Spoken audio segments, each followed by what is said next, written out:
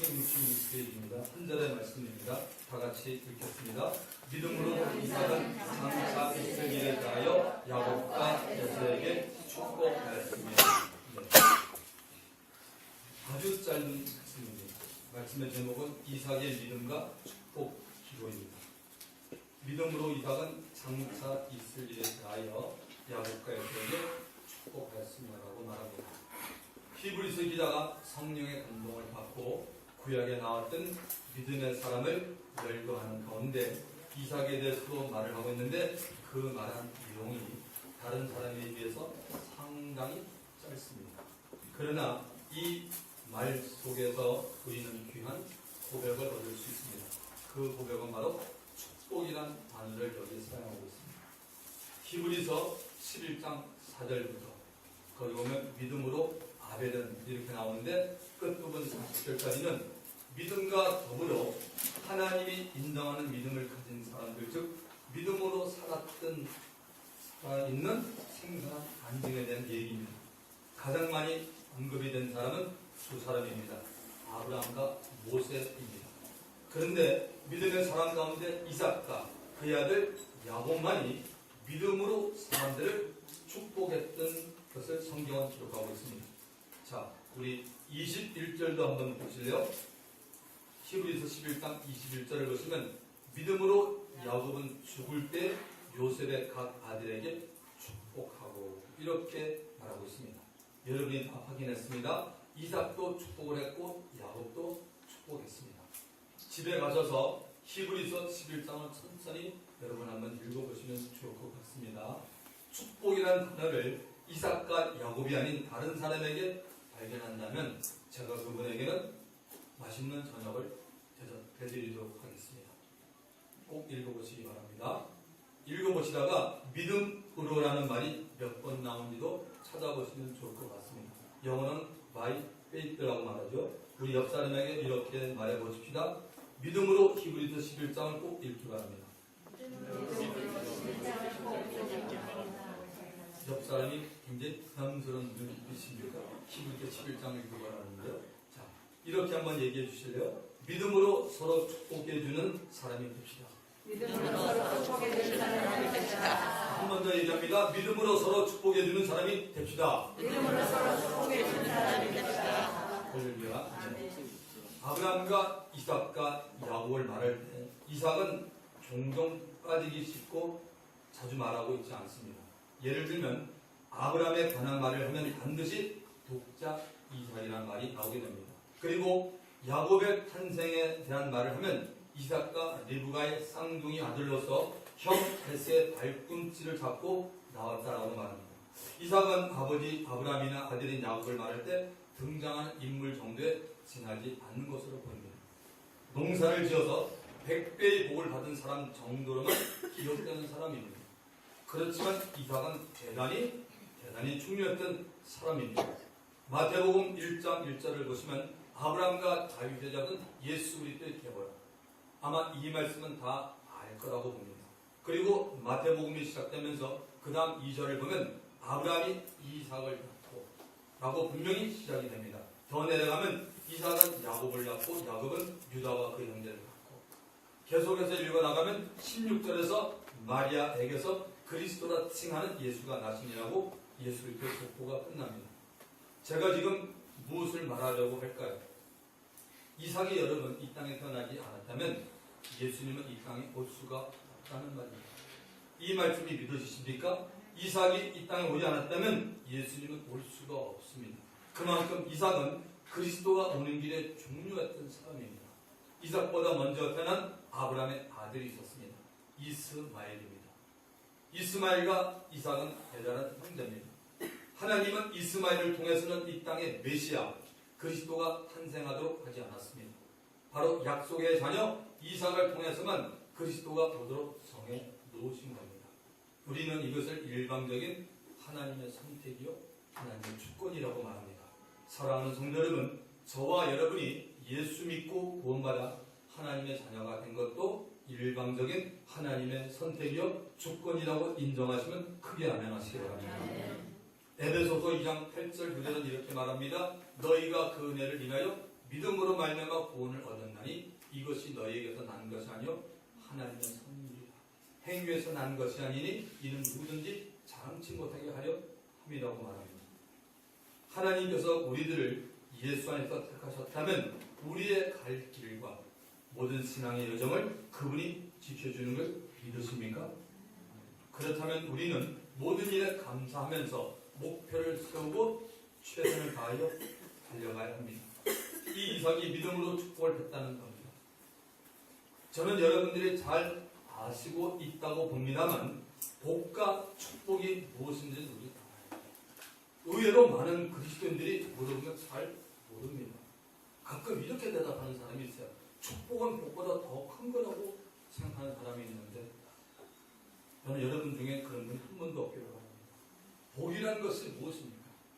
복의 근원 되시는 하나님께서 인생을 위해서 베푸시는 좋고 선한 것이 바로 복입니다. 복은 하늘에 속한 영적인 복이 있고 땅에 속한 복이 있습니다. 복은 하나님께로부터 옵니다. 아멘. 그렇다면 하나님 아버지께서 자신의 자녀들에게 복을 주시는 것이 아주 지극히 당연한 일입니다. 그런데 하나님은 이 복을 주기 위해서 자녀들에게 오직 한 가지를 요구합니다. 바로 오베디언스, 순종입니다. 순종. 순종이라는 단어는 외우기가 참 쉽습니다. 그러나 외우기는 쉽지만 행하기는 무척이나 어렵습니다. 교회생활 오래 한 사람들 가운데는 순종을 잘하는 분이 계시고 순종을 전혀 안 하는 분도 있는 것을 볼 수 있습니다.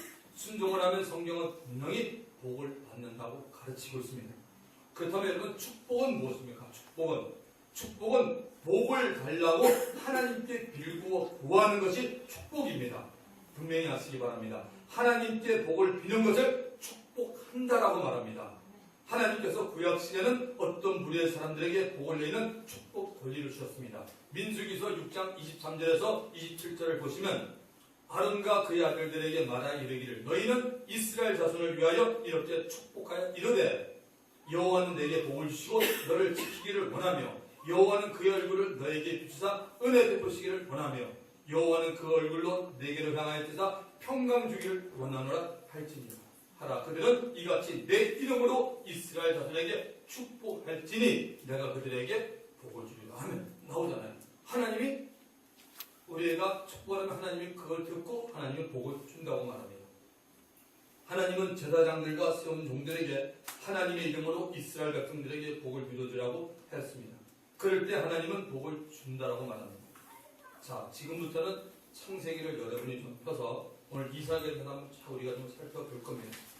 그러면 맨 마지막에 어떻게 결론이 나는지 한번 가보십시다. 창세기 17장을 펴보시기 바랍니다.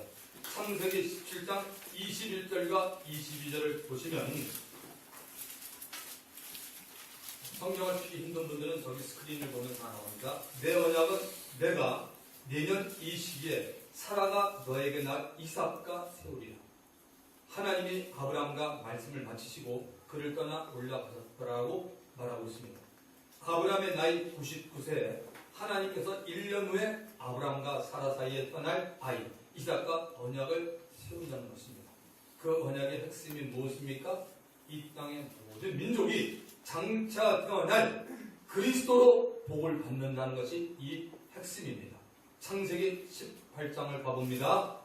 11절부터 15절까지 여러분의 눈을 맞춰보시기 바랍니다. 창세기 18장 11절부터 15절입니다. 아브라함과 사라는 나이가 많아 늙었고 사라에게는 여성의 생리가 끊어졌는지라. 사라가 속으로 웃고 이르되 내가 노쇠하였고 내 주인도 늙었으니 내게 무슨 즐거움이 있으리요. 여호와께서 아브라함에게 이르시되 사라가 왜 웃으며 이르기를 내가 늙거늘 어떻게 아들을 낳으려 하느냐. 여호와께 능하지 못할 일이 있겠느냐. 기한이 이를 때 내가 내게로 돌아오리니 사라에게 아들이 있으리라. 사라가 두려워서 부인하여 이르되 내가 웃지 아니하였나이까. 이르시되 아니라 네가 웃었느니라. 하나님으로부터 언약을 받은 아브라함에게 얼마 지나지 않아서 천사 세 사람이 찾아왔습니다.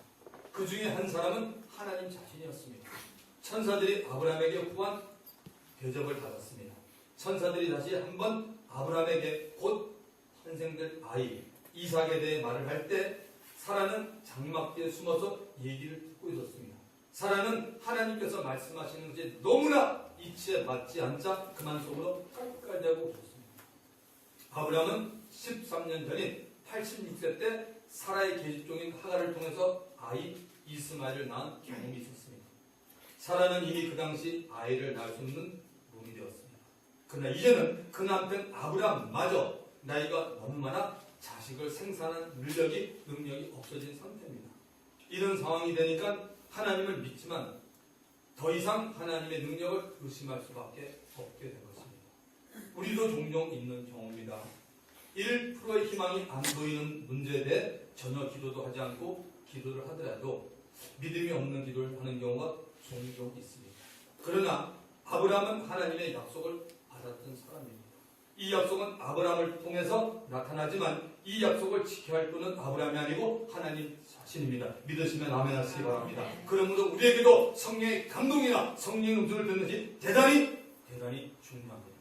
후에 바울 사도를 통해서 성령께서 당시 아브라함의 믿음에 대해서 로마서에서 이렇게 말하고 있습니다.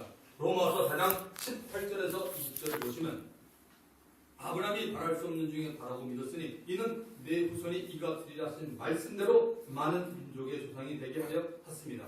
그가 백세나 되어 자기 몸에 죽은 것 같고 사라의 때가 죽은 것 같음을 알고도 믿음이 약하여지지 아니하고 믿음이 없어 하나님의 약속을 의심하지 않고 믿음으로 견고하여져서 하나님께 영광을 돌리며라고 말합니다. 사랑하는 성도 여러분, 믿음은 바랄 수 없는 중에도 바라는 것입니다. 바랄 수 없는 중에도 바라는 것이 믿음입니다.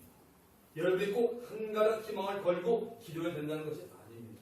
전혀 가망이 없어도 기도해야 합니다. 왜? 하늘은 항상 열려있기 때문에 그렇습니다. 그렇지만 여러분 무조건 내 감정이나 내 생각대로 꼭 이루어질 것이라고 해서 안 믿어지는 것을 믿습니다 하면 전혀 소용이 없습니다. 억지 부리면 안 됩니다. 그 믿음은 반드시 하나님과 관계가 되어야 합니다. 위로부터 오는 것이어야 됩니다. 하나님의 말씀을 통해서 자신의 계획과 뜻을 내시는 분입니다. 하나님. 기록된 하나님의 말씀을 들을 때 깨달음과 함께 마음이 뜨거워지면 지금 그분에게 믿음이 주어지고 있다는 증거입니다. 그 주어진 믿음으로 우리들이 가진 문제가 주 안에서 해결을 본다는 것입니다. 기적이 일어나는 것입니다. 바울이 누스라 지방에서 복음을 전할 때 이런 일이 있었습니다. 그곳에 나면서 걷지 못하는 안전뱅이가 있었습니다. 그는 바울이 전하는 것을 듣고 있었습니다. 바울의 눈에 말씀을 듣고 있는 이 안전뱅이에게 그 병으로부터 노임을 받을 만한 믿음이 있음을 보았습니다. 바울은 그 순간 이렇게 명령합니다. 큰 소리로 내 네 발로 바로 일어서라 하니 그 사람이 일어나 건너니라. 할렐루야. 이렇게 믿음은 기적을 일구어냅니다. 창세기 21장을 가보겠습니다. 창세기 21장 2절 3절을 가보겠습니다. 사라가 임신하고 하나님이 말씀하신 시기가 되어 노년에 아브라함에게 아들을 낳으니 아브라함이 그에게 태어난 아들 곧 사라가 자기가 낳은 아들을 이름하여 이삭이라 하였다. 드디어 하나님의 약속이 이루어졌습니다. 아브라함에게는 약 25년의 세월이 걸렸습니다. 길다는 긴 세월입니다. 하나님의 약속이 이루어지는 과정에서 아브라함은 영적으로 많이 자라갔습니다. 이렇게 여러분 볼 수 있습니다. 하나님이 말씀한 약속을 붙들고 있는 하나님의 자녀들은 영적으로 신앙에 성장한다는 것을 볼 수 있습니다. 우리의 신앙에 적용합니다. 말씀에 근거한 분명한 목적과 목표를 가지고 신앙생활을 하는 사람은 영적으로 성장한다는 것입니다. 아멘. 영적 생활은 누구에게나 시련이 오고 시험이 오게 되어 있습니다. 분명한 목표가 있는 사람은 이 시련과 시험을 잘 참아낼 수가 있습니다. 가야 할 길이 아주 많이 남아있기 때문입니다. 반대로 목표가 없어 신앙생활 하는 사람은 조금 가다가 힘이 들거나 갑작스러운 위기가 찾아오면 도중에 멈추거나 돌아섭니다. 그리고 또다시 어떤 목표를 세워야 할지 몰라서 방황을 하게 됩니다. 사랑하는 성도 여러분, 우리 반석교회는 지금까지 만 6개월을 달려왔습니다. 6년이 아닙니다. 6개월을 달려왔습니다. 목표가 분명했기에 이 짧은 시간 동안 하나님의 은혜로 우리를 붙들어 주셨습니다. 공동체인 우리 교회뿐 아니라 개인도 마찬가지입니다. 분명한 목표가 있을 때 고난과 시험을 이길 수가 있습니다. 하나님께서 함께 하시며 붙들어 주실 때 우리에게 다가오는 위기와 문제들을 얼마든지 극복할 수 있는 것입니다. 사라와 아브라함 사이에 태어난 이삭을 통해서 하나님의 약속은 계속 내려갑니다. 이삭의 이름의 뜻은 여러분 기쁨이요 웃음이라는 뜻입니다. 이삭은 하나님의 약속이었습니다. 이삭을 통해서 이 땅에 오신 예수 그리스도도 하나님의 약속입니다. 예수님의 이름의 뜻이 뭡니까? 마태복음 1장 21절에 보면 아들을 가리는 이름을 예수라. 이는 그가 자기 백성을 저희 죄에서 구원할 자라고 분명히 말합니다. 이삭은 아브라함과 사라 두 사람에게 기쁨과 웃음을 주었습니다. 예수 그리스도는 모든 죄인들에게 기쁨과 웃음을 주고 있습니다. 아멘. 이 죄인들에게 영원한 하늘의 기쁨과 또한 감사를 우리에게 주기 위해서 예수님은 홀로 십자가를 지고 피 흘려 죽으면서 엄청난 고통과 아픔을 당하셔야만 했던 것입니다. 자, 이제 세월이 많이 흘러갔습니다. 이삭이 장가를 들었습니다. 40세 리브가를 아내로 맞이했습니다. 나이 40에 장가를 간 겁니다.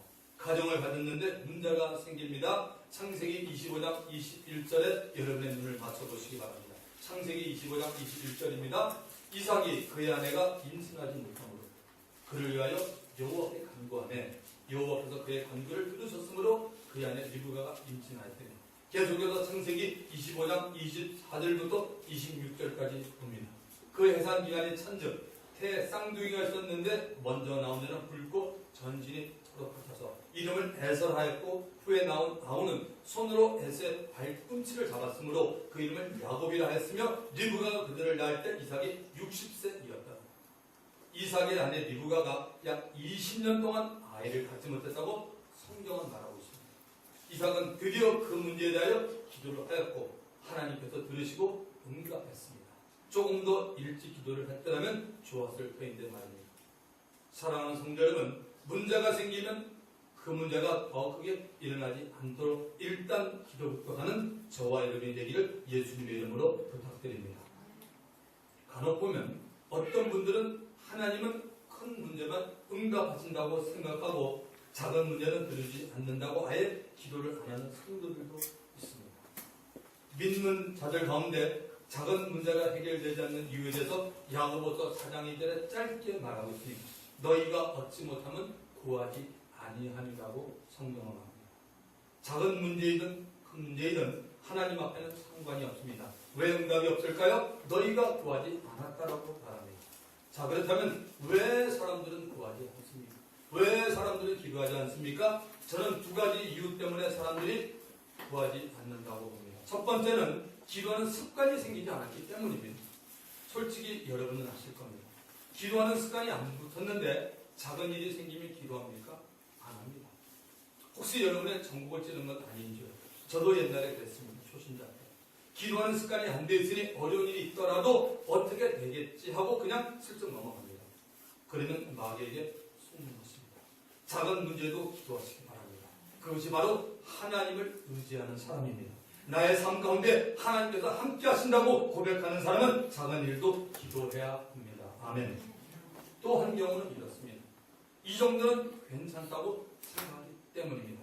하나님이 도와주시지 않으셔도 내 힘으로, 내 의지로 해결할 수 있다고 생각을 했기 때문입니다.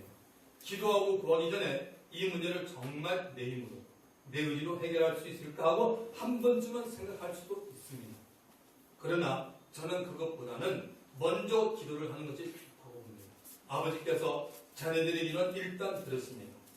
여러분, 하나님이 안 듣는데 우리가 왜 기도합니까? 안 들으시는데 기도하는 건 여러분 종교입니다. 종교일 뿐입니다. 성경에 하나님 앞에는 계속 듣는다고 말씀하는데 왜 기도 안 합니까? 우리 기도해야 됩니다. 예레미야서 29장 12절 13절은 너희가 내게 부르짖으며 내게 와서 기도하면 내가 너희들의 기도를 들을 것이요. 아멘. 너희가 온 마음으로 나를 구하면 나를 찾을 것이요. 나를 만나리라. 마태복음 7장 7절 유명한 기도죠. 구하라. 그리하면 너에게 주실 것이라. 찾으라. 그러면 찾아낼 것이요. 문을 두드리라. 그러면 너에게 열릴 것이다. 듣고 응답을 할 것인가 안 할 것인가는 우리의 문제가 여러분 아닙니다. 그건 아버지의 문제입니다. 그렇다면 우리는 기도만 하면 되는 것입니다. 우리는 이상하게도 아버지의 일을 참견하려고 합니다. 내 것은 하지도 않으면서 아버지를 참견하려니 응답이 없는 것입니다. 이것이 믿음이 없는 사람의 모습입니다. 우리는 우리의 것만 하면 됩니다. 구하고 찾고 두드리는 기도의 사람이 됩시다. 아멘. 이것이 순종입니다. 기도하는 사람은 기도에 관해서는 일단 순종을 하는 사람입니다. 왜 우리가 아버지 것을 간섭합니까? 우리는 우리의 것을 하면 됩니다. 기도만 계속하면 됩니다. 기도를 하면 기도하는 가운데 임하는 지혜와 생각들이 들어오게 됩니다. 때문에 저도 기도하고 여러분도 기도해야 합니다. 이삭이 기도함으로 자식을 얻게 되었다는 것을 설명하면서 기도에 대해서 잠깐 살펴봤습니다. 이삭도 나이가 들어서 처음 자식을 낳았습니다. 더구나 쌍둥이라서 얼마나 좋아했겠습니까? 에서와 야곱입니다. 창세기 25장 20절을 가보면 이삭은 에서가 사냥한 고기를 좋아함으로 그를 사랑하고 리브가는 야곱을 사랑합니다. 여기를 잘 보시면 이삭은 남자들 아버지 망신을 지겹게 시키고 있습니다. 이삭은 큰아들 에서를 사랑한 이유가 자기 자신을 즐겁게 해주기 때문이라고 말합니다. 사냥한 고기를 좋아함으로 아들을 사랑했다라고 말합니다. 참 추합니다.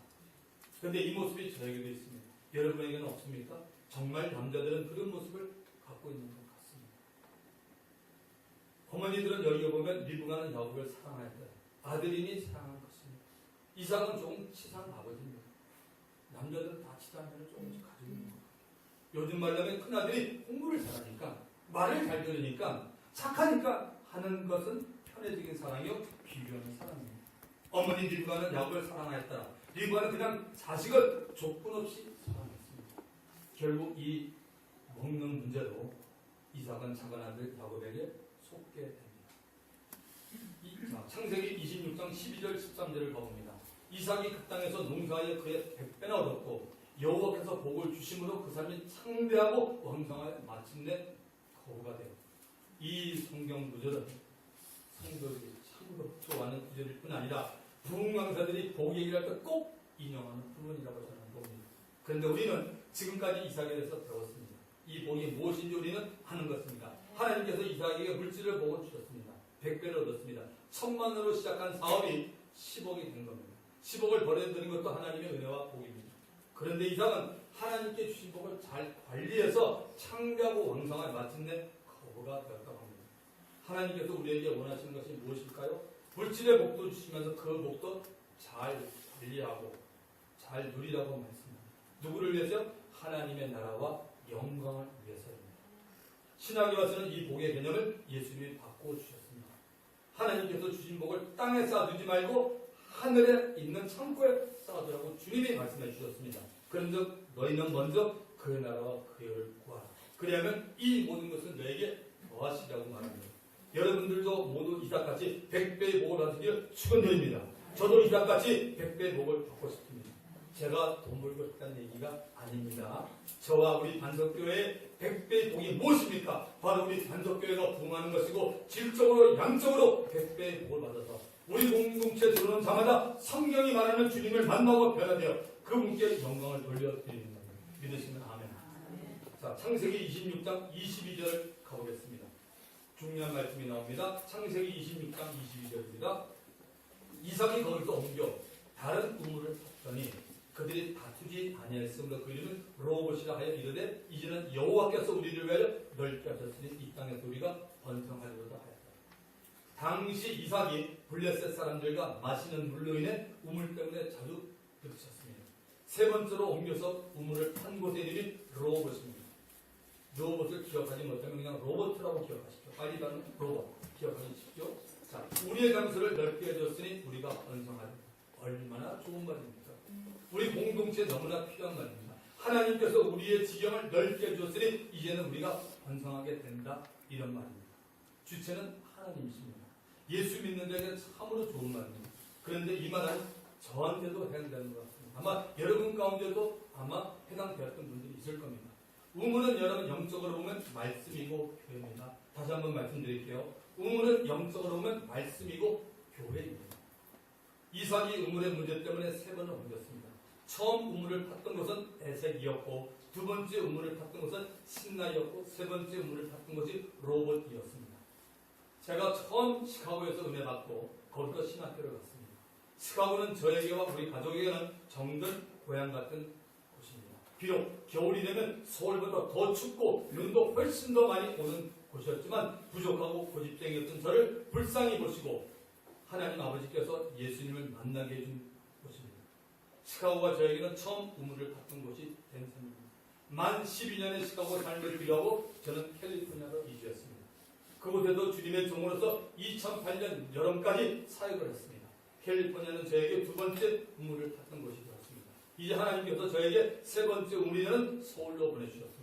작은 시련은 있었지만 이곳 서울에서 사역을 할 수 있게 해준 것이 너무나 감사한 일이고 하나님 아버지의 귀한 양이 되는 여러분들을 만나 함께 주님을 예배하고 섬기는 공동체 반석교회를 허락해 주신 은혜 너무나 감사한 일입니다. 할렐루야.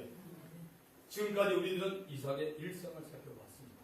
아브라함이나 야곱, 요셉에 비해서 아주 순탄한 길을 걸어왔습니다. 왜 하나님께서 어떤 사람에게는 아주 순탄한 길을 주시고 어떤 사람에게는 순탄한 길을 안 주시는지 정확한 일을 우리는 알지는 못합니다만 예수 안에서 험한 길을 걷는 사람은 두 종류로 볼 수 있습니다. 하나는 본인이 하나님께 순종하지 않고 자기 꾀를 이어서 자기의 생각과 자기 판단으로 살고 행동하는 사람입니다. 이런 사람은 의외로 고난이 있는 사람입니다. 저도 그랬던 적이 있었습니다. 또 하나의 경우는 유달리 고난이 많은 사람이 있습니다. 하나님이 크게 쓰려고 작정한 사람입니다. 이 사람은 믿으시기 바랍니다. 성경을 보십시오.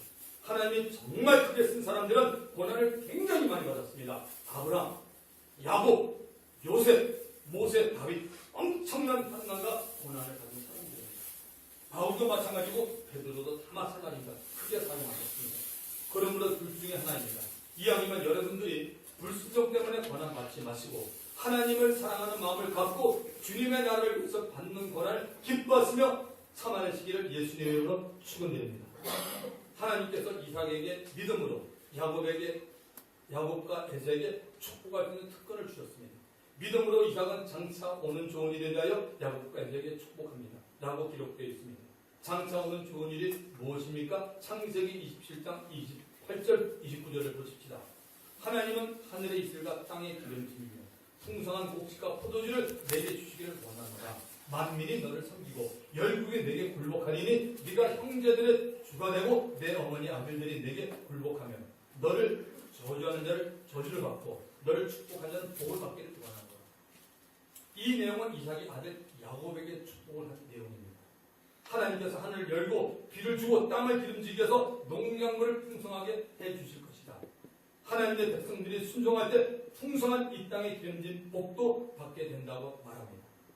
야곱의 후손으로 오실 그리스도를 모든 사람들이 섬기고 모든 나라가 그리스도에게 굴복할 것이다. 그리스도를 영접하지 않고 저주하는 자는 그 저주를 지옥에서 영원히 받게 될 것이고 그리스도를 받아들이고 영접하는 자에게는 영원한 하나님의 복인 천국을 소유한다고 말합니다. 이삭이 축복한 내용만에는 참으로 놀란 하나님의 비밀인 그리스도가 포함되어 있습니다. 신약성경 골로새서 1장 27절을 펴보시면 좋겠습니다. 신약성경 바울서신 중에 하나인데 골로새서 1장 27절에 보시면 하나님이 그들로 하여금 이 비밀의 영광이 이방인 가운데 얼마나 풍성한지를 알게 하였습니다. 이 비밀은 너희 안에 계신 그리스도시니 곧 영광의 소망입니다. 할렐루야. 저와 여러분 안에 계시는 그리스도가 하나님의 비밀인 것을 믿으시기 바랍니다. 이삭은 믿음으로 자식들에게 장차 오는 좋은 일에 대하여 축복할 수 있는 특권을 받았습니다. 교회 시대에 사는 우리는 얼마든지 예수의 이름으로 우리의 자녀를 축복할 수 있게 되어 있습니다. 또한 다른 사람을 위해서 축복 기도를 할 수 있게 되었습니다. 축복 기도를 할 때는 성경에 기록된 하나님의 약속의 말씀을 붙들고 축복해 주는 것이 훨씬 좋습니다. 영적인 일에 대해서 아낌없이 축복해 주기 바랍니다. 축복 기도를 많이 받고 자란 아이는 성장을 해서 보면 어디 가더라도 분명히 달라지게 되어 있습니다. 항상 다른 사람들을 믿음으로 축복해 주는 저와 여러분이 다 되기를 주의 이름으로 부탁합니다. 이왕 축복해 주는 것 진실되게 그 영혼을 사랑하는 마음으로 축복해 주셔야 합니다. 자신의 영혼을 사랑하는 사람은 출발이 자신입니다. 예수 안에서 여러분의 영혼을 사랑하는 사람은 상대의 영혼도 사랑하게 되어 있습니다. 우리 모두 이삭처럼 믿음으로 생길 좋은 일을 위해서 진심으로 축복해 줄 수 있는 믿음의 사람이 다 되기를 예수님의 이름으로 축원합니다. 잠시 눈을 감으시기 바랍니다.